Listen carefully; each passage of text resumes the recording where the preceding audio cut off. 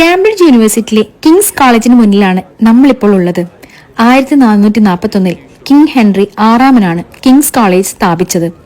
Cambridge സർവകലാശാലയിലെ ഏറ്റവും പഴക്കമേറിയതും പ്രശസ്തവുമായ കോളേജുകളിൽ ഒന്നാണ് കിങ്സ് കോളേജ്.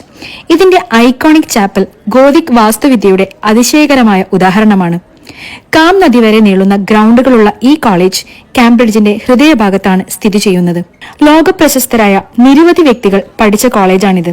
അതിൽ പ്രധാനപ്പെട്ട ചിലരാണ് ഗണിതശാസ്ത്രജ്ഞനും കമ്പ്യൂട്ടർ പയനിയറുമായ അലൻ ട്യൂറിംഗ്, സാമ്പത്തിക ശാസ്ത്രജ്ഞൻ ജോൺ മെയ്നാർഡ് കീൻസ്, കവിയായ റൂപ്പർട്ട് ബ്രൂക്ക്, അതുപോലെ നോവലിസ്റ്റ് സൽമാൻ റുഷ്ദി, കൂടാതെ Patrick Blackett, Frederick Sanger, Richard Stone തുടങ്ങിയ നോബൽ സമ്മാന ജേതാക്കളും ഈ കോളേജുമായി ബന്ധപ്പെട്ടിരിക്കുന്ന വ്യക്തികളാണ്. പ്രതിദിനം നിരവധി ടൂറിസ്റ്റുകളാണ് യൂണിവേഴ്സിറ്റി സന്ദർശിക്കാൻ വരുന്നത്.